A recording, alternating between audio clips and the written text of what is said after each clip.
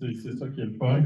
Je veux commencer en disant tout simplement bonne année 2024 tout le monde. Oui, on est rendu, hein? Ah, On on est est en rendu là. 2024, là, c'est La vrai. santé, bien-être et Ouais. la sérénité, comme Sylvie me le rappelait pas plus tard qu'aujourd'hui. Alors, on est dans notre 5 à 8. On est là pour échanger avec vous.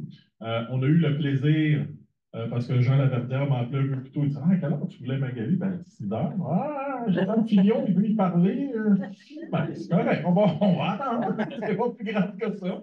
Donc, on s'est mis tous ensemble. On a eu la bonne J'en idée reviens pas. d'écouter. C'était très, très intéressant, y compris la balle courbe sur la construction. J'en reviens pas des questions qu'ils essayent de poser des Ben, c'est parce que fois. celle-là n'était pas Mais, prévue, hein? ouais, non, non, Non, non. c'était très évident. Ouais. Donc, vous êtes là. Merci encore une fois d'y être. C'est une tradition. Donc, essentiellement, bilan et perspective de la dernière année, qui a été une grosse année. Je ne sais pas si tu as un temps des fêtes, Magali, tu pourras nous le dire. Peut-être que. En tout cas, je peux vous dire qu'il y a eu zéro décoration de Noël, tant à ma maison qu'à mon logement. Aucun cadeau encore de fait. Mais bon, on est toujours en 2024. Là, les cadeaux vont finir par arriver. C'est ça. Donc, bilan de votre première année ensemble, que de bien décrit le premier contact, je trouve ça super intéressant. Puis perspective, priorité aussi pour 2024. Donc, à vous la parole. On vous écoute. Ensuite, il y a une petite période d'échange. Est-ce que le micro fonctionne bien, Magali? Un, deux. Est-ce que ça fonctionne? Ça marche? Oui. Ok. Y es-tu. Sinon, je te donne le mien. Ben, là, il y avait comme une. Prends le mien. Oui, OK. Si tu veux. OK. Voilà. Je suis peut-être mieux de fermer celle-là. Hein, Ouais. Oui, OK, c'est fait. Merci beaucoup. Ben, premièrement, je dois vous dire que je suis extrêmement impressionnée de voir autant de monde. Vous êtes vraiment téméraire. La météo est épouvantable. Alors, vraiment, merci d'être là. J'espère qu'une majorité est en transport en commun parce que sinon, soyez prudents sur le chemin du retour. Vraiment, je l'ai dit après-midi, je regardais par la fenêtre, j'ai dit, oh my God, pour moi, il n'y aura pas grand monde ce soir. Fait que je me suis encore trompée. Mais vraiment, on voit les. C'est qui les vrais? Alors, vous êtes ici. Merci infiniment. Ce matin, ça donne bien la date de ton conseil parce que ce matin, on faisait d'ailleurs une conférence de presse comme ça se fait depuis longtemps à la FTQ, le bilan de l'année qui s'est terminée, nos priorités pour l'année à venir. Ben, écoutez, en toile de fond, l'année commence avec une entente de principe au niveau du secteur public québécois qui sera présentée à nos membres. Il y en a probablement ici, là, jusqu'au 19 février prochain. Une entente de principe, il n'y a pas de cachette, là, qui est extrêmement difficile à négocier. Vraiment, un gouvernement dur, un gouvernement qui, tant qu'à moi, n'a pas de vision, qui est complètement déconnecté. Ce n'est pas des farces, là. Je vais vous confier qu'à minuit moins une, ça c'est le 24 décembre, là, la ministre avait une marge de manœuvre qui ne lui permettait pas d'aller au-delà de 15 pour 5 ans. Alors, je peux-tu vous dire qu'il a fallu faire preuve d'une solidarité, de conviction assez incroyable pour être capable de faire débloquer des sous. Elle n'a pas réussi à faire 24, mais finalement, le 26 est revenu en nous disant ce que vous m'avez demandé. Tu sais, on a vraiment, à la fin, vous savez, pour ceux qui ont déjà négocié, là, tu commences loin, puis à un moment donné, tu t'en viens, mais là, on a dit c'est notre minimum plancher. Ce qui accrochait depuis longtemps, c'était fait l'IPC, hein, la formule pour faire en sorte qu'on on essaie de protéger voyons, les 10 des prêts à la consommation, donc le pouvoir d'achat de notre monde. Et si on avait pris l'habitude de négocier ça, on n'en serait pas à cette situation qui fait en sorte qu'on arrive en égo, puis l'année 2022 qui vient de se terminer, ben, le taux d'inflation était à 6,5 puis les fonctionnaires, eux, en avaient reçu 3. Donc, on partait déjà avec 3,5 en arriérage. Donc, tout ça pour vous dire que ça a été très difficile, même avec un plafond à 1 par année là, pour l'IPC, pour l'année 3, 4, 5, là, tout un tour de force. Mais moi, ça me donne espoir que dans le futur, une fois qu'on réussit, vous le savez, là, une fois qu'on réussit à l'inclure dans une négociation, bien, la prochaine fois, ce sera de monter le plafond pour arriver un jour où il n'y en aura pas de plafond. C'est pas normal qu'un employeur ne veuille pas donner au moins le coût de la vie à ses travailleurs. Tu sais, c'est un minimum. Ça devrait, tant qu'à moi, là, on devrait commencer une négociation en disant, ça a été quoi le coût de la vie? C'est quoi les prévisions du coût de la vie? On les donne. Ensuite, on met l'IPC pour protéger si ça change et nos prévisions ne sont pas bonnes. Et là, parlons maintenant d'augmentation salariale. Parlons des postes qui sont où on n'est plus compétitif, où le privé, si c'est le cas, a pris les devants. Ça devrait être ça, la négociation, mais ça serait trop facile. Hein? On n'aurait pas ce thrill-là qu'on vit comme on a vécu. On aurait des fêtes comme tout le monde. Hey, ça serait donc bien plate. Tu sais. Donc, c'est pour ça que ça ne marche pas de même. Ça, pour vous dire qu'on me demande, vous l'avez entendu, vous avez écouté, j'en reviens pas, vous avez écouté ça. C'est bien drôle. Je t'ai envoyé un texto, mais j'ai rien vu de ça. 2 minutes avant que ça commence. Pas besoin de te dire que Jean Laverdière était déjà avant toi sur le texto. Ah, avant? Non, parce que tout ça, quand j'ai raccroché, Jean m'appelait. Ça pour vous dire que ça a été, on me demande beaucoup, est-ce que vous êtes fiers? Est-ce que vous pensez que c'est une bonne offre? Quand on regarde ça, on dit 17,4 sur 5 ans, la SQ a refusé 21, les députés se sont donné 30. Bon, c'est clair qu'il y a bien des façons d'analyser l'offre qui est sur la table. Moi, ce que je répète à tous les jours et depuis la conférence de presse, c'est que les travailleurs qui sont touchés par ça prennent le temps avant de donner leur opinion, d'avoir le portrait global de ce qui est sur la table. Il y a des montants, et je vous le dis, c'est historique, là, le nombre d'argent qui a été mis sur la table au niveau sectoriel. C'est du jamais vu. Là, je ne suis pas en train de parler pour défendre le gouvernement, c'est la vérité. Et ça, ce n'est pas à nous, les dirigeants du Front commun, d'en parler. C'est aux négociations sectorielles de venir rencontrer leurs membres, et parce que de toute façon, c'est leur jargon. C'est eux qui vont comprendre ce que ça veut dire quoi. Oui, on a accepté ça, mais voici la compensation de façon mensuelle. Et là, je vous le dis, on le disait de toute façon depuis le départ, c'est pas juste l'argent. L'argent, oui, c'est important, il y a un rattrapage, mais aussi, il faut modifier les conditions d'exercice d'emploi. Et ça sera partagé lors des votes de grève, lorsque les négociateurs et tout le monde vont rencontrer leur monde. Et moi, je pense que dans sa globalité, c'est une offre qui est tout à fait juste dans les circonstances. C'est pas rien, là, 17,4 plus une protection. Je peux vous dire que ça fait longtemps qu'on a vu des négociations de ce niveau-là. Donc, tout ça pour vous dire que l'année, pour moi, 2024 va commencer le 20 février. Alors, ce qu'on saura, sinon, on va juste poursuivre 2023. La question qui vient souvent, c'est qu'est-ce qui arrive si les membres refusent? Est-ce que le Front commun demeure? Bien, c'est toutes des questions qui sont difficiles à répondre parce que pour que le Front commun demeure, il faudrait que les 4 centrales, bien, les 3 centrales plus la PTS rejettent l'offre. Parce que sinon, là, on est rendu à ce point où, maintenant que c'est partagé, ben, c'est les règles de chacun qui prédominent. Donc, s'il y en a 2 sur 4, s'il y en a 1 sur 4, ben là, il va être tout seul. Au niveau salarial, encore là, c'est extrêmement difficile. C'est une offre globale. Donc, vous comprendrez que c'est au sectoriel où on pourrait continuer la négociation, soit à 1, à 2, à 3 ou à 4. Donc, tout ça pour vous dire qu'il y a encore beaucoup de si.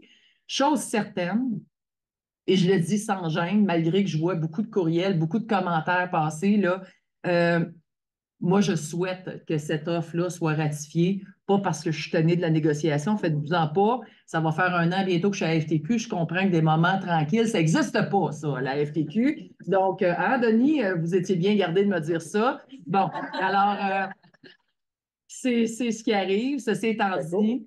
L'appel était court. Oui, l'appel a duré quelques secondes, effectivement. Il n'y avait pas le temps, il était occupé ailleurs. Donc ça pour vous dire que c'est mon souhait et je le dis parce que je pense que c'est une excellente offre et qu'elle répond à chacune des demandes qui avaient été amenées. Est-ce que c'est parfait? Est-ce que c'est 100 de ce qu'on demandait? Bien sûr que non, c'est de la négociation. Mais est-ce que c'est la dernière négo? Non. Est-ce qu'on a déjà mis le pied dans la porte pour la prochaine? Je pense que oui. Alors, bon, on verra. Mais ça, c'est le 20 février qu'on pourra se rejaser de tout ça. Sinon, ben écoutez, l'année a été difficile pour la négociation, mais a été extrêmement difficile pour le gouvernement de François Legault. Pas besoin de vous dire. Quand tu es le premier ministre, tu dis que tu vas faire que tu t'achètes une boussole. Peux-tu vous dire que ce n'est pas très rassurant pour la population? Hein? Bon, on sait que ça allait mal pendant la pandémie, puis qu'ils ont joué vraiment, hein? Ils essayaient de jouer Papa François qui venait rassurer tout le monde. Je pense que je le mets quasiment mieux dans ce temps-là. Ce n'est pas des maudites farces parce que là, on a un chef d'État qui dit avoir perdu le Nord. Donc, puis on le voit. On le voit parce que c'est pas compliqué. Là. Quand on parle, et c'est ce qu'on disait en conférence de presse ce matin, On vit une période au niveau, à tous les niveaux, mais lorsqu'on pense à ce qu'on appelle chez nous la vie chère, lorsqu'on parle à l'accès au logement, le panier d'épicerie, l'accès aux soins de base, ça ne marche pas nulle part. Il y a de l'itinérance au Québec comme on n'a jamais vu. Quand on dit qu'on va à Rimouski, puis on nous dit ben, on a des itinérants, on vient de faire une journée à Saint-Jérôme avec le conseil régional où ils ont nourri, hein? Exact. Il y avait plus de 100 itinérants, itinérantes qui étaient présents. Ils n'ont jamais vu ça avant. Là. Non, ça va pas bien. Ça va pas bien et ce gouvernement-là n'a pas l'air à comprendre l'urgence d'agir. Il n'y a pas de mesures structurantes qui ont été mises en place. Ce n'est pas que des chèques de 500 pièces, des chèques cadeaux d'élection qu'on vient de régler le problème au Québec qui nous concerne actuellement. Et ils sont fiduciaires du portefeuille, fiduciaires, puis ils ne sont même pas capables de se revirer sur un dissent et de dire, écoutez, il y a une situation d'urgence, on doit l'adresser. Donc ça, c'est drôlement préoccupant.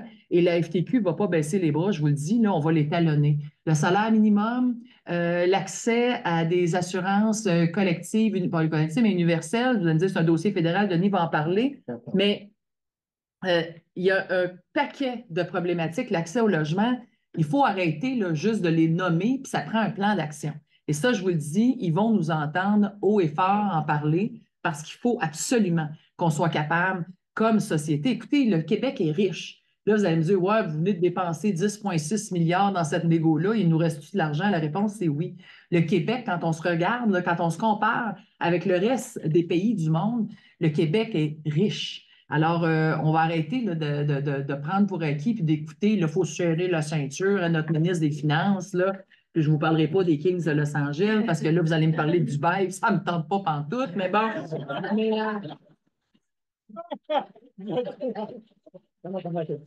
J'ouvre la porte. On assume tout à la FTQ. Moi, je vous ai dit, on va en parler. Hein?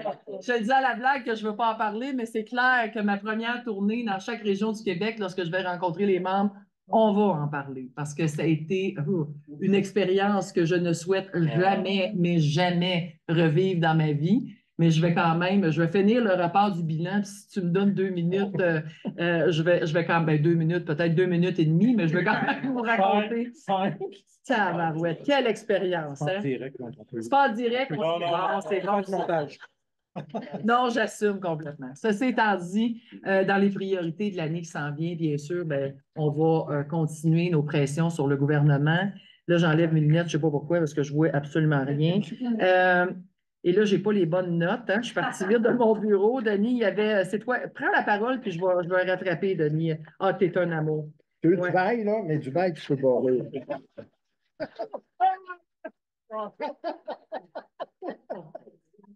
Vas-y, parle. Non, vas-y, je la laisse, cette feuille-là. Ah, excusez, c'est Denis. Pas sûr, finalement, que je vais donner. Merci, Magali. Merci. Un peu, là, je mélange. Je ne prendrai pas ta feuille. Peut-être juste avant que Denis prenne la parole, sur le point, parce que c'est une des préoccupations qu'on va en parler tantôt avec l'échange avec les banques, le logement, l'itinérance. Je lisais dans la presse hier, puis c'est la seule chose que je veux dire, qu'à Montréal, il y a eu 460 démantèlements de campements en 2023, ce qui est absolument, moi je suis tombé indécent. Inhumain. Oui, complètement. Je vais m'arrêter là pour ça. Ah oui, je sais. Je vais prendre un crayon. Oui, bien sûr. Merci, t'es fin. OK, vas-y. Vas-y, je parlerai après vous. OK. Oui, bon, nous, il y a aussi le fédéral, il n'y a pas juste au Québec. Il y a le fédéral, puis ça a été un peu mieux du côté d'Ottawa. Il y a une alliance Parti libéral NPD qui permet au gouvernement Trudeau de survivre. Alors, ça permet de faire des choses qu'il n'aurait peut-être pas fait autrement. Donc, il y a quand même des trucs qu'il faut saluer du côté d'Ottawa, notamment du côté de l'assurance emploi concernant les travailleurs et les travailleuses des industries saisonnières. Hein. Ça fait longtemps à la FTQ qu'on demande de corriger le problème du trou noir, comme on l'appelle. Ben, il y a un petit bout qui a été fait concernant les semaines d'admissibles. à l'assurance-emploi, le gouvernement a ajouté 4 semaines. On demandait 8, mais la moitié du chemin est fait. Alors, il va falloir continuer à pousser. D'ailleurs, j'ai une rencontre, je pense que c'est le 1er février à Ottawa concernant l'assurance-emploi. On va continuer marteler, à marteler notre message concernant pas juste la question du trou noir, mais la modernisation là, du régime au complet. On a plusieurs demandes, des demandes qui sont partagées avec les autres centrales syndicales également. Alors, le gouvernement connaît très bien nos positions là, parce qu'il consulte, il reconsulte et re-reconsulte. Et on est rendu au point où vous savez exactement ce qu'on veut, ce qu'on vous demande. Il s'agit maintenant d'appliquer les mesures nécessaires. Une belle victoire, en fait, je dirais une semi-victoire parce que c'est le dépôt d'un projet de loi. Et un projet de loi, ce n'est pas une loi. Des projets de loi concernant la loi anti-SCAB au niveau fédéral pour les entreprises de compétences fédérales. Vous savez, moi, je viens, peut-être pas tout le monde, non, mais je viens du Journal de Québec. Il y a une loi anti-SCAB au provincial et loin d'être parfaite à cause de la notion d'établissement. C'était correct dans les années 70, mais avec à cette heure, un fil rentre dans le bâtiment, là, puis je peux faire tes affaires, on connaît avec le télétravail. Donc, celle du provincial doit être améliorée, mais il n'y en a pas au fédéral. Actuellement, il y a 2 conflits à la FTQ d'employés fédéraux, des débardeurs du port de Québec. Ça fait plus d'1 an, novembre 2022. C'est ça. Ouais,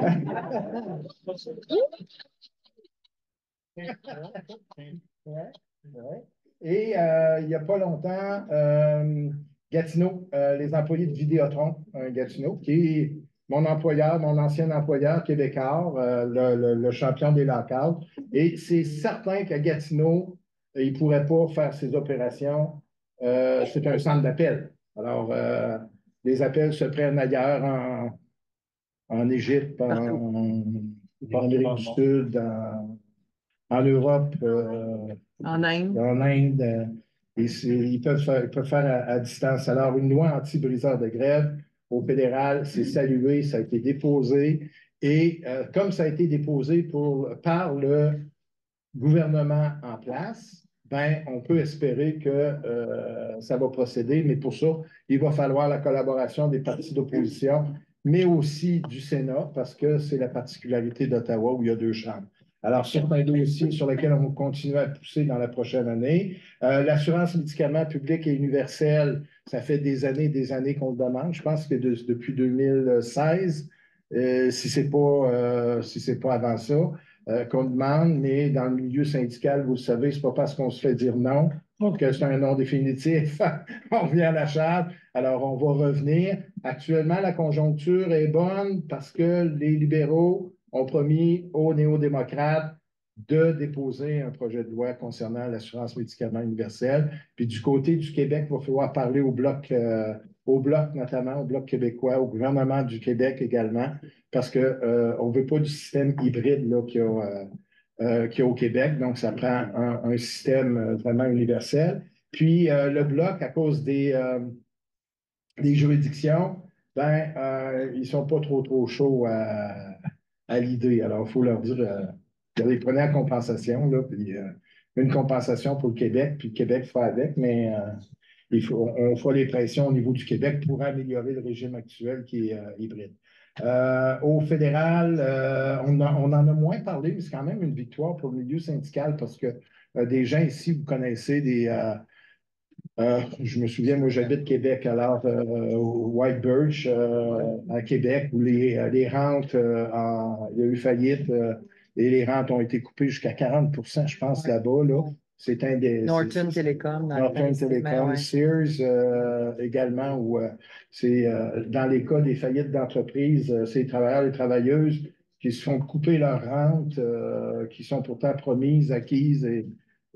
Donc, on n'a pas réglé tout le problème, mais il y a une loi qui a été adoptée qui vient augmenter le niveau de créance là, des régimes de retraite après les banques, mais on n'est plus les derniers services comme on l'était avant. Quand il ne restait plus d'argent, on était rendu à notre tour, puis là, ça coupait. les rentes. Alors ça, c'est vraiment une belle victoire. On en a moins parlé, mais il ne faut pas l'oublier. Donc, je disais, c'est ça, c'est concernant la loi anti-briseur de grève, ben, c'est une chose de déposer la loi, mais c'est une autre chose de l'adopter. Alors, on va checker ça. Pour moi, qui vient des médias, la crise actuelle dans les médias, ça m'agace pas mal. Je pense qu'il faut trouver des solutions, autant au fédéral qu'au provincial. Le gouvernement fédéral, je pense que les réactions de Meta puis de Google, ils n'avaient pas prévu nécessairement les réactions, là. Mais il faut qu'ils trouvent des solutions, quitte à sortir des trucs nouveaux. Moi, je pense des fois à Télé-Québec, là, puis là, je le lance comme ça, là, des fois, Télé-Québec, le gouvernement du Québec pourrait pour les régions, parce que c'est les régions hein, qui écopent d'abord quand il y a des coupures dans les médias. 1200 postes perdus l'année passée au Québec dans une seule année. TVA, Radio-Canada, Cogeco et compagnie. Là. 1200 postes, c'est pas rien. Là. Et donc, les régions sont vidées là, des médias d'information. Il faut trouver des façons de les aider. Puis, moi, des fois, je pense à un mandat qui pourrait être donné à Télé-Québec, le mandat de nouvelles, priorité régionale. Ce serait le fun. Ce serait le fun. Le gouvernement du Québec aurait la possibilité de le faire. Et donc, ça, c'est une idée comme ça. Je vais parler de ça. Je vais parler de ça. TET, oui, merci. Les travailleurs étrangers temporaires. Ah, remarqué. C'est un dossier aussi qu'on suit de proche. La ministre de l'Emploi a donné le mandat à la Commission des partenaires du marché du travail de lui fournir un avis d'ici mars 2024, mars prochain, concernant les permis fermés des travailleurs étrangers temporaires. Il y a un envoyé spécial de l'ONU qui est venu faire un petit tour, puis il a dit ce qui se passe au Canada. Ça ressemble à de l'esclavagisme moderne. C'est les termes qu'il a utilisés, qu'il a écrits. Et si tu fais sur le site de l'ONU, c'est claisant maudit, Canada, esclavagisme moderne, c'est pas bien le fun. Ça fait longtemps, les centrales syndicales, on est toutes représentées à la Commission des partenaires du marché du travail. Ça date déjà d'un an et demi, 2 ans. On a fait des pressions pour faire un comité qui s'occupe des questions d'immigration. Et c'est à ce comité-là qui existe à cause des centrales syndicales, la FTQ, CSM, CSD. C'est à ce comité-là que la ministre a donné le mandat de lui fournir un avis. Nous, notre position de base, c'est qu'il faut que les permis fermés deviennent des permis ouverts. Ouverts, c'est pas compliqué. Les employeurs sont vraiment ses breaks là, sur cette question-là. Alors, je ne sais pas ce que ça va donner comme avis, mais nous on l'a déjà dit quand même publiquement qu'on était prêt à regarder l'ouverture de permis sectoriel ou régional, mais c'est le plus loin qu'on peut. On ne peut pas aller en bas de ça. Là. C'est vraiment le minimum. Alors, c'est un dossier important. Juste avant de repasser la parole à Magali, je voulais vous l'avez, je pense, le 1er février. Il reste encore quelques places concernant le film Richelieu. Ceux qui l'ont vu n'ont eu que de bons mots. Moi, je ne l'ai pas vu. Je vais être là le 1er février au cinéma du musée sur la rue Sherbrooke. Et dernier élément, je voulais saluer l'arrivée de Samy Della comme conseiller. Alors,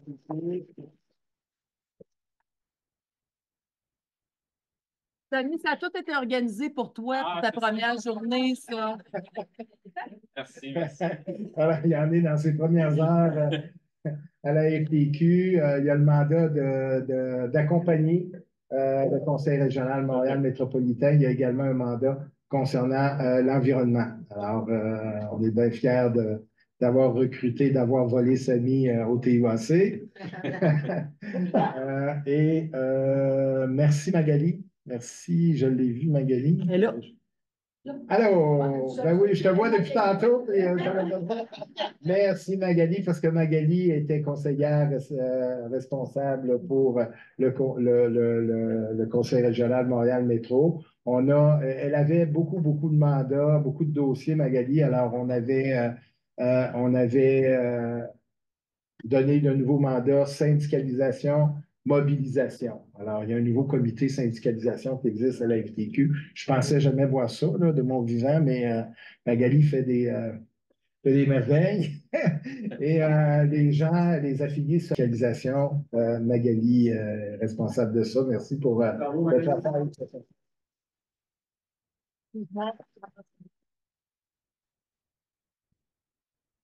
Tout respect, Magali, parce que Denis scrape complètement. Quand je dis complètement ce qu'il y a sur la feuille, Magali, je vais te demander de te lever parce qu'on a parlé de toi. Tu vas venir à côté de moi, bien sûr. Tu avais une surprise pour toi. Denis a parlé de toi. On ne respectera pas le script. Tant qu'à pas le respecter, on ne le respecte pas. C'est pas grave. Je t'aime quand même, Denis. Donc, bienvenue, Samy. Merci. Magali, en fait, simplement, chantera pas. Oh, tu chantes assez bien. Bien chanté. Alors, je veux te remercier au nom du Conseil pour tes presque 4 années de nous avoir accompagnés, de nous avoir écoutés, épaulés, parfois encadrés, recadrés et autres choses semblables. Je te souhaite beaucoup de succès dans tes nouvelles fonctions. Et pourquoi je t'ai fait lever, c'est parce qu'on a un petit running gag au Conseil. Ne bouge pas. Oh! Ça va juste être drôle. Hein? Ben oui. Je suis caché, Ça mais va je suis là. Ça veut-tu être drôle pour tout le monde? En autant que Magali veuille un peu partager, parce que quand parfois elle était un peu découragée, déprimée, comme ça nous arrive à tous, elle nous demandait une chose. Voilà, voilà ta problème. Aujourd'hui, tu as partagé ça là, et ta place. Voilà. Et ça fait plaisir. C'est bon! Un clin d'œil, un clin d'œil. Ben non, franchement, c'était gentil. Ça, c'était pas prévu dans ce Ça, ordre-là, comme mais... le rhum, là, il y a des noix ou quelque chose là-dedans. Hein? Ben oui, je suis allergique, mauditement. Bon, ben, qu'est-ce que tu veux? Parce que, tu sais, entre Magali, on aurait pu s'en passer. Oh là là. Oui, je comprends qu'on ne suit pas le script. Ceci étant dit, pour terminer ce qu'on parlait ce matin en conférence de presse, on a aussi mentionné le fait qu'en 2023, on avait toujours un premier ministre au Québec qui ne reconnaissait pas le racisme systémique, ce qui est assez incroyable. Maintenant, en 2024, je suis convaincue qu'il n'y a pas envie d'en entendre parler, mais on va ramener ça à l'agenda. Parce que si on veut être capable d'évoluer comme société, ben, ça commence souvent par l'exemple du chef d'État. Et là, ben, écoutez, il va falloir qu'il fasse ses devoirs. Puis je le disais, j'étais en entrevue hier à Radio-Canada, là, ça va passer le 12, Radio-Canada Radio, là, puis je disais à quel point il manque une occasion extraordinaire, tu sais, comme chef d'État, là, de revenir, de parler à la population en disant, vous savez quoi, là, vous m'avez entendu depuis longtemps dire que ça n'existait pas au Québec, le racisme systémique, mais j'ai fait mes devoirs, j'ai consulté les groupes d'équité et ben oui, ça existe. Puis voici comment ça se passe, puis voici comment on peut enrayer ça par la sensibilisation, l'éducation, puis tout ça. Il pourrait tellement mais devenir un visage sympathique. Tu sais, vraiment, quand tu es capable de reconnaître tes erreurs. Non? J'exagère? OK. OK. Il pourrait quand même montrer un peu d'humilité, hein, en disant je reconnais, c'est mieux ça. C'est difficile. Ouais. C'est vrai que ça ne marche pas ensemble. Hein? Que j'essayais, je trouvais que l'atmosphère était tellement positive que ça m'a vraiment excité, tout ça. Mais bon, mais ça, je vous le dis, on va reprendre, on va recommencer parce qu'on a été dans la négociation, il y a eu toutes sortes de priorités, là, mais c'est un dossier qu'on ramène à l'ordre du jour. Je vous le garantis, on va en parler partout. Ensuite, vous m'avez entendu, la FTQ Construction, ce qui se passe là, avec le projet de loi R20 et l'intention du ministre Boulay là, de réduire le nombre d'heures de formation pour accréditer des travailleurs dans des domaines, je vous le dis, là, des domaines extrêmement, mais extrêmement préoccupants au niveau de la sécurité. Là. Je parlais tout à l'heure des frigoristes, mais c'est assez invraisemblable. Le ministre dit qu'on peut partir d'une formation actuelle, je vais vous donner les heures à peu près, là, mais de 1720 heures à 600 quelque chose en disant il n'y a pas de problème. Hey, ces gens-là, après, là, ils s'en vont dans des domaines, ils jouent dans l'électricité. C'est complètement fou. Moi, je suis touchée par ça parce que j'ai un frère il est à retraite, enseignant comme frigoriste en formation professionnelle.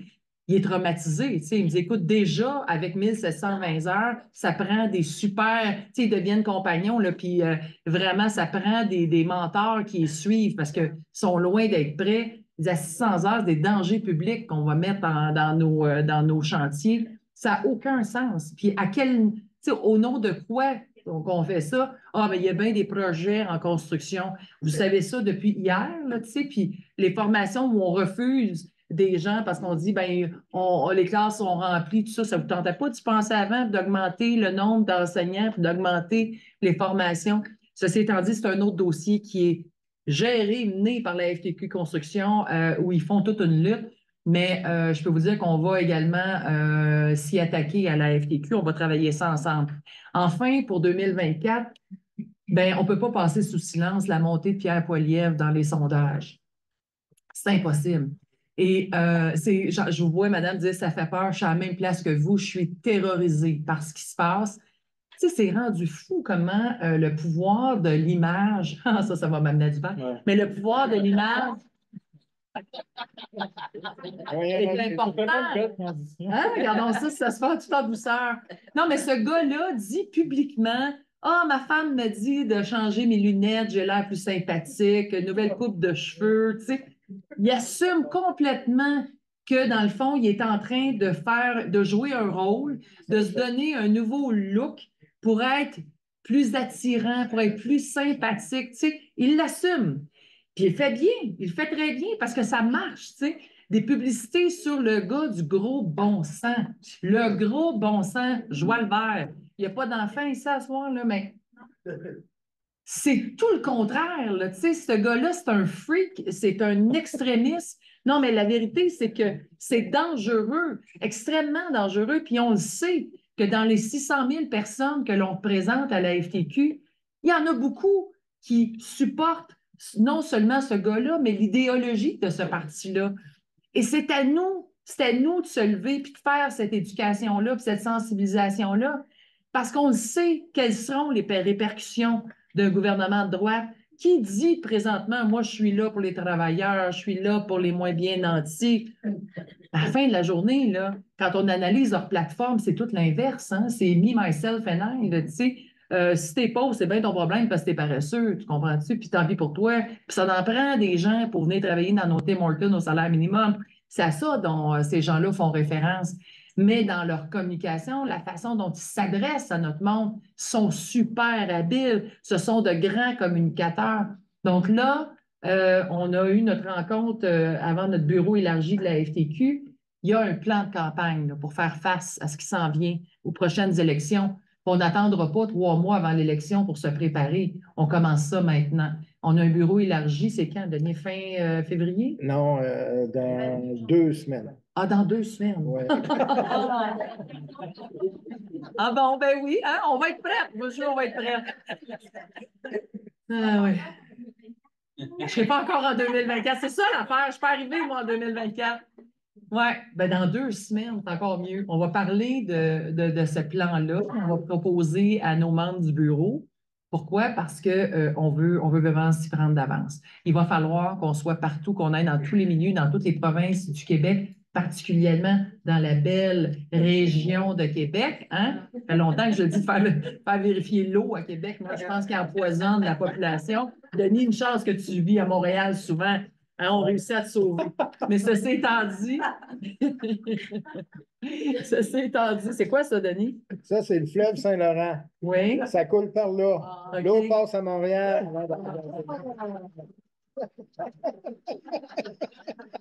C'est pas l'eau, c'est pas l'eau. Il est du temps qu'il y ait les Nordiques à Québec qui me lâchent tranquille, hein? Tabarouette! Ramenez-le un club de hockey qui arrête de lire le monde de Montréal. Ceci étant dit. Hey, on n'a vraiment pas d'allure, hein? Je pense que c'est la tempête, je suis désolée. C'est vraiment.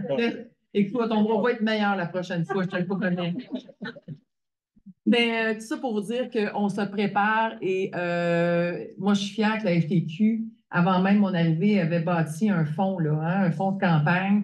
Le fonds est bien nanti. On a tout ce qu'il faut comme outil pour faire une vraie lutte, pour faire en sorte que ce gars-là, là, qu'il soit connu de la population. C'est pas les médias. Là. Même Infoman, il fait bien paraître, là, Pierre Poilievre. Je ne sais pas si vous avez écouté Infoman.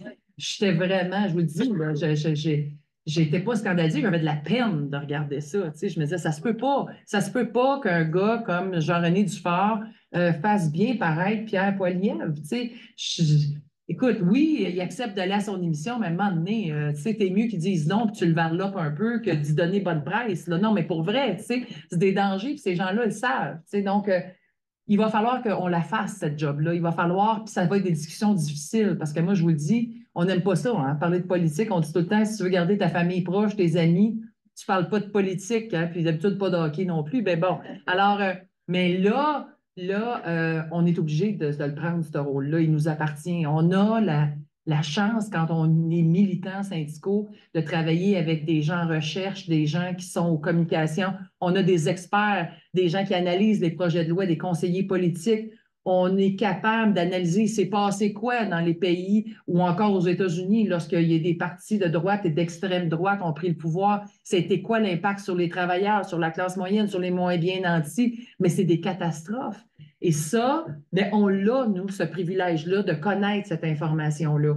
Mais on ne peut pas la garder pour nous. T'sais, notre job, c'est de ne pas avoir un discours qui semble être de propagande puis de faire peur pour faire peur, mais c'est d'amener des faits. Il se passe quoi quand ça arrive? Et c'est quoi les répercussions? C'est quoi le plan de Pierre Poilievre? On le connaît parce que c'est un gars qui est là depuis plusieurs années. Il ne vient pas d'arriver en politique. Je regarde Andréane qui est sous le gouvernement du Canada depuis longtemps. Nous, on a analysé ce gars-là depuis plusieurs années. Je vous raconterai pas qui était, j'ai habité à Ottawa dans mon ancienne job, puis j'étais dans sa circonscription. Il a eu le malheur de venir cogner à la porte chez nous. Non. Aïe, aïe, aïe. Mon mari qui était président du syndicat de la Défense nationale, je pense qu'il a fait en sorte que Pierre Poilievre ne remarchera plus jamais sur le Sauraway de sa vie dans sa circonscription parce qu'il a sorti dehors pour le suivre. J'avais peur que la police arrive. Écoutez, c'était parce qu'il a utilisé le fuck you quand il a parlé à mon chum, tellement qu'il était sans argument puis fâché. Et là, ben, il ne faut pas dire ça à mon chum. Tu sais, c'était pas une bonne idée. Donc, c'était, oh my God. Non, je pense qu'il doit avoir sa photo dans son bureau. Vous dites, si lui il rentre ici, vous appelez la sécurité. Bon, ceci étant dit, dans ce temps-là, il n'était pas aussi bien entouré de conseillers, de spécialistes en communication puis politique. Donc, il était plus honnête lorsqu'il parlait. On connaissait davantage ses intentions puis ses croyances. Là, qui est devenu le dauphin, puis il souhaite que ce soit le premier ministre du Canada, bien, il y a toute une équipe et ils ont de l'argent, les conservateurs. Il y a une équipe à temps complet. Ils ont une équipe de sondeurs qui font des sondages là, dans leurs 40 de base. Ils sont 40 sondeurs qui travaillent 12 mois par année pour sonder leur base, pour voir ça passe-tu, ça passe pas, si on amène ça. Et en même temps sur son image. Donc, tout ça pour vous dire qu'on a toute une job à faire. On va se donner les outils, on va avoir une campagne, on va donner de la formation, puis on va devenir vraiment les porte-parole des travailleuses et travailleurs puis des moins bien nantis. Puis si vous êtes ici, c'est parce que vous les avez, ces valeurs-là. Donc, on va tout faire pour s'assurer qu'ils perdent cette longueur d'avance qu'il a actuellement et qu'ils redeviennent opposition et pas officielle. Donc, c'est ça l'objectif. Et je vous le dis, on va mettre l'argent, l'énergie, tout ce qu'il faut pour y arriver parce que, comme Madame le disait, il est dangereux. Il est dangereux pour nous, pour la survie de qui on est comme syndicat. Vous savez que si demain matin, Pierre Poilievre est le premier ministre du Canada et qu'il décide d'abolir la formule REM, ce qui était son objectif en 2014-2015, c'est pas une cachette, c'est lui qui a amené la résolution à son congrès des conservateurs et ça avait été adopté à 76 au congrès conservateur. Ça n'a pas pu se mettre en place parce qu'ils ont perdu leur élection le 19 octobre 2015, mais ça, c'était le plan de Pierre Poilievre, qui est aujourd'hui le chef du parti et qui est en avance dans les sondages. Donc, on le sait, c'est quoi son plan. Et quand il a dit à sa soirée d'investiture où il est devenu chef du parti, moi, je vais redonner aux travailleurs le droit au travail. Ça, ce que ça veut dire, c'est le right to work. On le sait tous ici, ce que ça veut dire, le right to work. Donc, on ne peut pas faire comme si on ne le savait pas. Puis on ne peut pas prendre une chance de dire qu'il a peut-être changé d'idée. Je ne fais pas assez confiance pour ça. Donc, on va, je vous le dis, là, ça, c'est Gros dossier. Vous allez nous entendre, vous allez nous voir, puis on va avoir besoin de vous en 2024. Et ça commence dans 2 semaines. Hein? Bon. Maintenant, moi, j'ai fini de parler du bilan de ça. Je vais vous parler du bail. Parce que, non, puis je vais le faire et je vais le faire d'une façon sérieuse parce que je sais que ça a entaché mon image, ma crédibilité, mais aussi celle de la FTQ. Je trouvais ça extrêmement dur. Je vais vous dire, je ne suis pas ici pour être une victime, faire pitié. Là, je fais tout sauf pitié. On a une équipe extraordinaire, des militants, militantes comme vous, dévoués. La dernière affaire que tu veux, quand tu es dans cette job-là, dans nos jobs, à Denis et moi, c'est de décevoir les gens que tu représentes et de faire des faux pas qui, après, peuvent être remis en disant, ben oui, vous êtes bonne, vous, pour critiquer le ministre des Finances avec les Kings de Los Angeles, mais vous êtes quand même parti à Dubaï pendant que vous étiez en négociation, la plus importante négociation du Front commun. Alors, écoutez, moi, j'ai compris dans 14 heures de vol de retour où ça faisait déjà 2 jours qu'on ne dormait pas parce qu'on avait, on était arrivé je peux vous dire que je n'ai pas ramené de punaise de lit, en tout cas, c'est ça la bonne nouvelle. J'ai pas eu le temps d'essayer le lit, donc c'est ça. Hein? Donc, hein? Moi, j'ai eu le temps de... Samy, tu aurais eu le temps de ramener, je fais des blagues, je suis sûr qu'il n'y a pas de punaise de lit là-bas. Mais écoutez, ça va, il n'y a pas de stress. Dans ce temps-là, on paye la bière, mais là, il n'y en a pas. On est nombreux.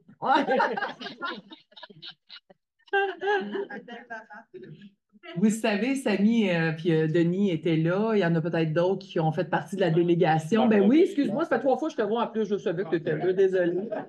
Non, mais on a quand même fait un tour de métro ensemble, tu sais, je pourrais dire ça, là. On a installé WhatsApp sur mon téléphone. D'ailleurs, je ne sais pas si c'était pour me narguer, mais ça faisait 2 jours que je voyais tous vos points de rencontre puis je braillais comme une madeleine chez nous. Mais bon, j'ai fini par débarquer du groupe quand j'ai compris comment ça marchait. Ça pour vous dire que la décision d'aller à Dubaï, je pense que c'était la bonne. Pour moi, l'environnement, on le dit, ça fait longtemps, hein, c'est un dossier prioritaire à la FTQ, puis ça va demeurer un dossier prioritaire à la FTQ. Quand tu arrives dans un poste comme celui de président ou présidente de la FTQ, puis que tu dois parler de dossiers ou dossiers d'importance et de participation à des enjeux comme ça, ben c'est le fun de savoir de quoi tu parles, d'y participer, de le vivre, de voir concrètement qu'est-ce qu'on est capable d'amener, à quoi on sert, pourquoi c'est tellement important d'être là. Et ça, pour moi, ben, c'était pas questionnable. Là. Tu sais, quand j'ai su que la COP, elle se serait passée à Winnipeg, puis ma décision aurait été la même. Là, et on sait, pour ceux qui sont allés, vous pouvez peut-être témoigner que ce pas des vacances, aller. Non, ils sont tous revenus brûlés parce qu'ils faisaient des 15 heures par jour. D'ailleurs, je vous le dis, là, les gars, la présidente, la PDG du Fonds Solidarité, ça fait plusieurs fois qu'on se parle depuis qu'elle est revenue. Et à chaque fois, elle me dit, il va falloir que tu prennes ta délégation et que tu organises des colloques puis qu'ils viennent parler. Ils sont tellement extraordinaires et dévoués. Et c'est rare. Pour que Jenny prenne autant de fois à me répéter, vous avez fait tout un travail, donc je vous félicite. C'est une petite délégation, mais super efficace. Et elle vous appelait les abeilles, je pense. Elles sont partout. Oui. Bon.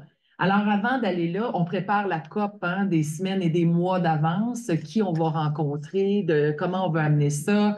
Déjà qu'on se fait déjà critiquer quand on parle de transition juste, parce que les gens très impliqués disent arrêtez de parler de transition juste, la planète brûle, on ne veut pas ralentir. Il faut expliquer aussi que transition juste ne veut pas dire ajouter des délais aux objectifs et d'amoindrir les objectifs de nos gouvernements. Ce que ça veut dire, c'est qu'en même temps qu'on fait ça, il faut penser aux travailleurs qui sont directement touchés par ça. Est-ce que ça prendrait des décrets pour faire en sorte que leur régime de pension, c'est de 54 ans, 55 ans, puis demain matin, on dit ton usine est trop polluante, puis on vient changer la machinerie ou encore la mission de l'entreprise. Il faudrait peut-être que ton employeur soit obligé de te recycler. Il faudrait peut-être que si tu dois changer d'entreprise, puis que tu as une formation, mais que ton salaire soit protégé pendant cette formation-là. Il faudrait peut-être qu'une fois que tu vas arriver dans une nouvelle entreprise, si ça fait déjà 27, 28 ans, tu cotises à un régime de retraite, que même si tu recommences à zéro, qu'il y ait un plan de protection de ton régime de retraite, qu'il n'y ait pas de pénalité. C'est ça notre job. C'est pas de ralentir la progression pour atteindre les objectifs, mais c'est de s'assurer que ceux qui paient le prix ne soient pas les travailleurs sur le terrain. C'est ça, c'est pour ça que la FTQ est là. Et vous avez fait tout un job là-dessus. Vous avez réussi à amener les travailleurs dans un texte qui ne devait pas être là, mais si on n'avait pas été là, ça n'aurait pas arrivé. Tout ça pour dire qu'on se prépare d'avance. Et moi, je sais quel ministre, qui je veux rencontrer, quand, puis on arrange nos horaires. La veille du départ, ben oui, je le sais qu'on est en pleine négociation, pas complètement folle, là. Et je le sais que c'est une négociation la plus importante des 50 dernières années. Je suis toute consciente de ça. Mais dans ma petite tête, là, on se rencontre ici le dimanche matin, le Front commun, avec nos représentants des tables, puis on fait une tournée. On est rendu où? Est-ce que ça se peut? Parce que vous savez qu'en négociation, là, tu as un moment où ça se peut que ce soit les dirigeants qui soient appelés à aller négocier directement avec le gouvernement, comme ça s'est passé cette fois-ci. Et là, mais ça n'arrive pas quand tu as des tables sectorielles où il reste 50 résolutions à parler. Là. Tu sais, il y a des étapes à ça. Tu sais, c'est comme si tu ne choisis pas la couleur des murs de ton salon si ton sous-sol est en feu. Hein? Tu vas éteindre le feu. Alors, c'est ça. On fait une analyse. Cette analyse-là nous dit, et là, revenons, on était parti le 28 novembre? Le 27. 27. Donc, on est le dimanche avant, doit être le 26. Alors là, on est le 26 novembre. N'oubliez pas, quand on a eu une entente de principe le 28 décembre. Fait que le 26 novembre, je peux-tu vous dire qu'on analyse et il y en reste du travail aux tables sectorielles, à la table centrale. On est loin d'avoir l'appel ultime qui dit venez-vous-en, on va conclure ça. Là. On va se parler puis on va mettre les vrais chiffres sur la table. On n'est pas là. On est loin d'être là. Malgré ça, et en plus, contrairement à la FAE, on n'est pas en grève générale illimitée. On était dans des coups de semonce et cette période-là, nous n'étions pas en grève. Donc, on avait 0 membre dans les rues. Parce que contrairement à ce qu'on a dit pendant 2 jours dans les médias, elle se promène au chaud pendant que son monde se gèle dehors. On n'avait pas de membres dehors. Donc, ça aussi, je ne cacherai pas que si on avait eu des membres dans la rue, même si l'environnement, c'est important, j'aurais dit, écoutez, moi, c'est impossible. Je m'en vais me promener ces lignes de piquetage comme j'ai fait à chaque journée où on avait des gens dans la rue. Donc, tu sais, pour moi, là, mes collègues du Front commun savaient qu'ils pouvaient me joindre 24 heures par jour tout le temps que j'étais là. Au niveau de la négo, il y avait 0 chance qu'on soit appelé pour dire, ben là, c'est le temps de rencontrer les dirigeants syndicaux parce qu'on est à minuit moins une d'avoir une entente. Puis malgré ça, je devais être avec la délégation pour toute la période. J'avais quand même décidé de revenir une semaine avant. Donc, je partais du lundi au lundi parce que je me disais, d'un coup, qu'en dedans d'une semaine, ça déboule. D'un coup, que le gouvernement commence à shaker un peu le coffre-fort puis qu'il nous met de l'argent. Donc, je ne prends pas de chance. Je vais y aller. Je vais être capable de vivre quand même la COP, comprendre de quoi on parle quand on parle de la COP, être capable de l'expliquer aux membres de la FTQ parce que je l'aurais vécu. Puis en même temps, il y avait des rencontres que j'ai été obligée de remettre au week-end parce que je partais avec certains dirigeants du pays que je voulais rencontrer pour passer nos messages. J'en ai parlé de quelques-uns. Là, j'avais une petite formation particulière, privée. Avec nous deux, on a été gâtés là, avec cherchons nom, Patrick. Ouf, pas fatigué, ben, ben. Alors, tout ça pour vous dire que ça, c'était le plan. Alors, vous le savez, on part, pas de cachette, on envoie un communiqué de presse. Ouais. Nous, Oui. on envoie un communiqué de presse pour dire qu'on s'en va et qu'on va être à la COP et que, bon, on a des enjeux, puis silence radio. Personne communique avec nous pour nous dire hein, partez à la COP, il y a un front commun, ils sont 420 000, rien de ça. On arrive à Dubaï, on rencontre, vous étiez arrivé une journée avant nous, je pense, ça se peut-tu? En même temps. Dans le même avion, hein, ça va bien là. Je vous dis, c'est un trauma dans ma vie. C'est le deuxième avion qui n'était pas avec eux. Non, le deuxième avion, croyez-moi que j'étais seule. Hein? Oh my God! Alors, arrive là-bas, on arrive à l'hôtel et on se rencontre notre délégation, puis on se dit, bon, ça va faire notre inscription. Donc, j'ai vu le métro de Dubaï. On a fait un beau 35 minutes hein, dans le métro de Dubaï. Je vous le dis, rien de trop excitant, à part que c'est super propre, là, mais les fiches signalétiques, hein, je vous avais dit ça, j'ai regardé, c'est pareil comme à Montréal, tu sais, les fiches avec les petits points, là, puis les stations, pareil. Et là, je me sentais chez nous, j'étais toute contente. Bon, alors arrive à l'Expo 2020, on s'en va faire la ligne pour aller notre cocarde, on est enregistré, c'est excellent, on repère un peu où est-ce qu'on va le lendemain, on revient, on fait notre 35 minutes de métro, et là, bang, j'ai nos 2 conseillers politiques, Jean et Hans, qui m'appellent pour me dire ouais, ça va? Oui, mais là, je sens dans leur voix qu'eux, ça va pas pantoute. Je dis oui, très bien, on est bien rendu, on a fait notre inscription. Ouais. Moi, ça va pas ici, là. Et là, je me dis, mon Dieu, tu sais, je dis, qu'est-ce qui se passe, tu sais? Ben, t'es parti. Oh, je donne bien drôle. Tu sais. Je dis, OK, non, j'ai peur de ça. Non, non, Magali, ça va pas du tout. Qu'est-ce qui se passe? Ben non, le fait que tu es parti à Dubaï. Je qui, ça, tu sais? Et là, pendant qu'il me parle, il commence à m'envoyer des articles, puis écoutez, je vous le dis, ça m'a sonné. Sonné, là, comme un 2 par 4 dans le front. Je ne comprenais pas ce qui se passait, mais vraiment pas. Et là, quand tu écoutes ça, tu te dis, ben oui, c'est un scandale. Quel manque de jugement. Elle est partie à Dubaï au chaud. Elle doit être bien, il fait 40 degrés, blablabla. Pendant que son monde est dans la rue. 28. Ben oui, en plus, tu sais. Moi, je peux dire qu'après ces appels-là, il faisait 45. Tu sais, j'ai eu chaud dans le tabarouette. Tout ça pour vous dire que la décision a été rapide. Au début, je me disais, ben non, je ne retourne pas, c'est pas vrai, ça n'a pas de bon sens. On n'a pas pris cette décision-là, comme en ne réfléchissant pas à ce qui se passe. On l'a fait, l'état des lieux, il n'y en a pas de problème. Je vais l'expliquer. Mais alors, puis là, je parle avec Patrick, puis il me dit, tu ne retournes pas. Je dis, non, il n'y a pas question, je ne retourne pas. Mais là, pendant que je raccroche, là, les articles rentrent après l'autre. Je dis, non, OK, là, c'est vraiment débile, là, ça n'a pas de bon sens ce qui se passe. Et là, je dis, non, OK, je n'ai pas le choix, il faut que je dois revenir. Alors là, je suis repartie sur le champ à l'aéroport et je suis revenue le lendemain matin. Vous connaissez la suite, Yves Poirier m'attend à l'aéroport. Écoutez, c'était je vous jure, je pense qu'avoir tué quelqu'un en voyage, j'aurais pas eu autant d'attention. C'est pas des farces, là, ça n'avait aucun sens. C'était démesuré, puis c'était de voir comment ils ont manipulé l'information pour dire que les gens étaient dans la rue. Et là, tu avais des travailleurs qui disaient, ben c'est bien écœurant, pendant que moi, je t'offrais. C'est pas notre monde, tu sais, c'est pas nous, ça, tu sais. Et là, ce qui m'a le fait, je dirais pas le plus mal. Le plus mal, tout a fait mal. Je ne vous cacherai pas, tu sais, on a beau se montrer dans ces potes-là avec, tu sais, ça fait partie du jeu, c'est de bonne guerre. Là, non. J'ai trouvé ça, je vous le dis, j'ai trouvé ça extrêmement difficile sur le plan personnel. Là, ça, tu sais, ça faisait quasiment un an. Ça va faire un an très bientôt qu'on est en équipe et que je suis en poste. Puis tu vis ça alors que, tu sais, puis je sais pas, on donne tout ce qu'on a, hein? On est des passionnés, puis là, ça t'arrive, ça, tu fais comme, oh my God, tu sais, qu'est-ce que je fais rendu là? Donc, j'ai trouvé ça dur, mais ce que je trouvais encore plus dur, c'est que là, on est en train de remettre en question la participation de la FTQ à la COP28. Qu'est-ce qu'ils font là? Puis qu'est-ce que ça changerait? Qu'ils parlent aux députés et aux ministres quand ils sont de retour. Il est trop tard quand ils sont de retour. Les annonces, ils les font là-bas. Tu sais, c'est là qu'ils prennent des engagements. C'est là où on doit avoir un rôle d'influence.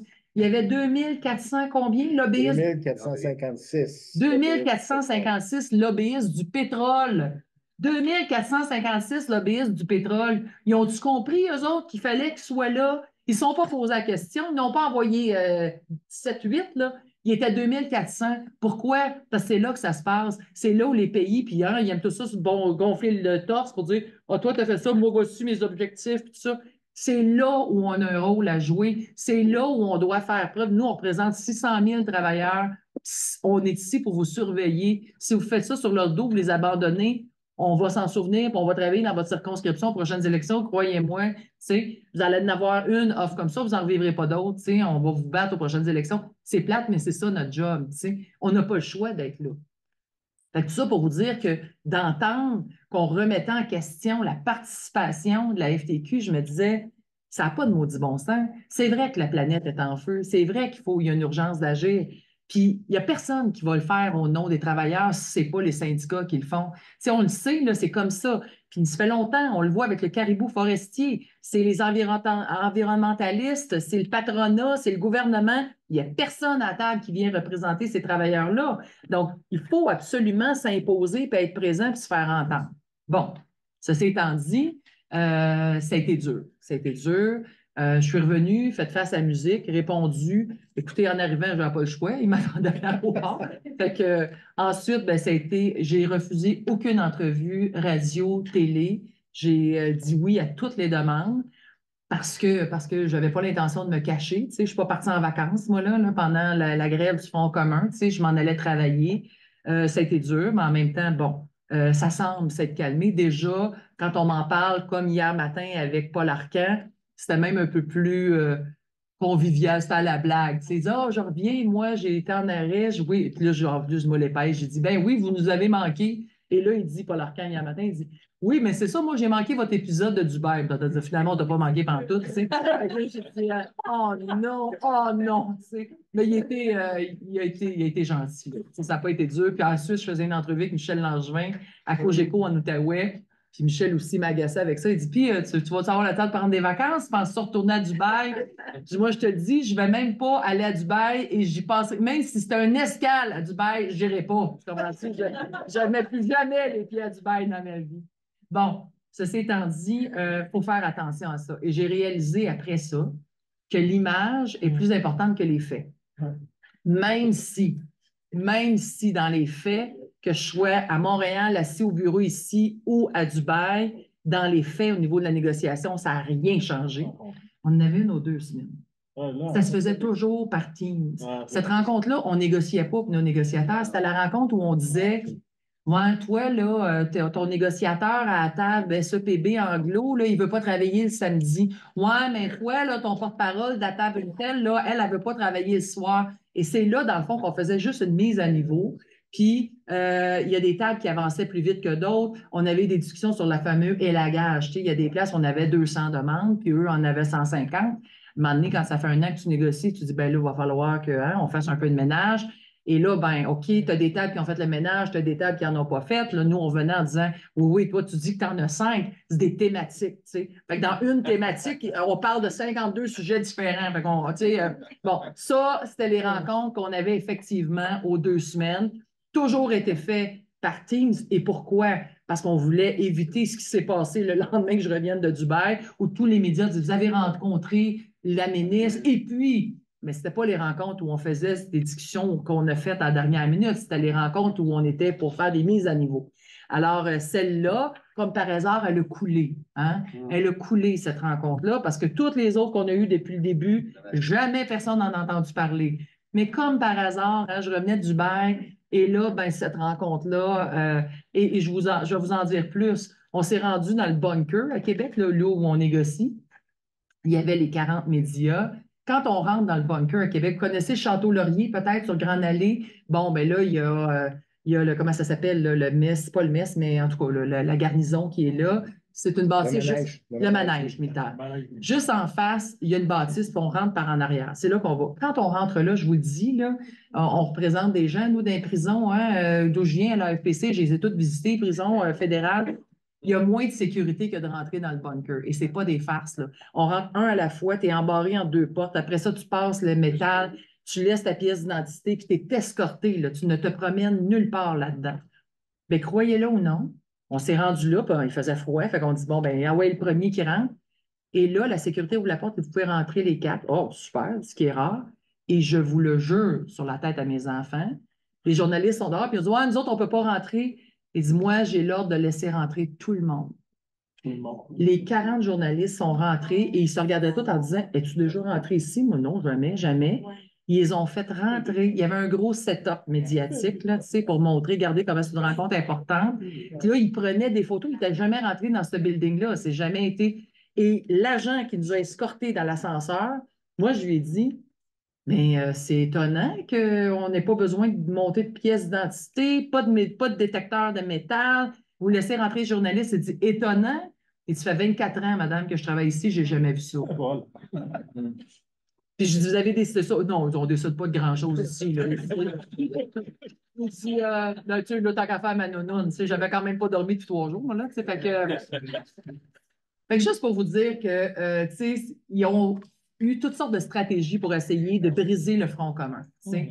Et ça en était une bonne, je vous dirais. Là, il a fallu qu'on se parle dans le blanc des yeux parce que ça aurait pu, si l'équipe avait été un peu plus faible, là, on aurait pu un incident comme celui-là. Fait que, tout ça pour vous dire que oui, j'ai compris que c'est un rôle qui est très médiatisé, qui est très public, où l'apparence compte énormément. Je n'avais même pas réalisé, je vous le dis, là, je n'avais pas réalisé que d'être dans ce rôle-là, même si j'ai fait on ne sait plus combien d'entrevues dans la dernière année, qu'il y avait un impact médiatique aussi important. Donc, on l'a appris, moi je l'ai appris en tout cas à la dure. Puis j'espère, puis je vous le dis, j'espère ne jamais remettre l'organisation dans une situation comme celle-là, même si le bureau de la FTQ a fait preuve d'une solidarité extraordinaire en me disant, ben, tu aurais dû rester là-bas, puis nous, on aurait fait une conférence de presse pour dire qu'on a mandaté notre président d'être là-bas. Puis, tu sais, vraiment, je peux vous dire là, que le soutien a été indéfectible. Je n'ai pas senti personne qui aurait dit on va profiter de ça pour lui dire moi, ben, tu sais, tu nous as fait mal paraître. Pas du tout. Mais il en demeure pas moins que ça a eu un impact négatif. Puis on va tout faire pour éviter de nous mettre dans ces situations-là. Puis, comme je l'ai dit publiquement, puis je vous le répète, ça joue aussi, moi, c'est venu me parler sur mon leadership aussi. Tu sais. Je suis une fille qui prend des décisions, il faut que ça aille vite. Je regarde Pierre Valéry qui me connaît depuis 100 ans. Il me sait, Pierre, que c'est comme ça. Tu sais. Donc, ce que ça me dit, c'est qu'on a des conseillers politiques, on a des gens comme, ben, il faut peut-être qu'on analyse ça, qu'on en parle en équipe, puis qu'on prenne ces décisions-là, parce que moi, je n'ai pas demandé la permission à personne. Tu sais. Quand Jean Laverdière me dit, t'es sûr que tu veux toujours aller à Dubaï? Bien, certain que je veux à Dubaï. Tu sais, c'était comme, de quoi tu me parles, là, tu comprends-tu? C'est clair que l'environnement, c'est un dossier prioritaire. C'est beau, c'est beau. Tu sais, mais tout ça pour dire que ça m'amène aussi, ça va amener une belle réflexion. Faut regarder, j'essaie de regarder le positif. Puis, on va apprendre à travailler, pas en équipe parce qu'on travaille, on est vraiment tissé serré, mais peut-être à consulter davantage. Merci beaucoup, Marie. Merci. Vincent, est-ce que vous Ça va. Je vais juste continuer.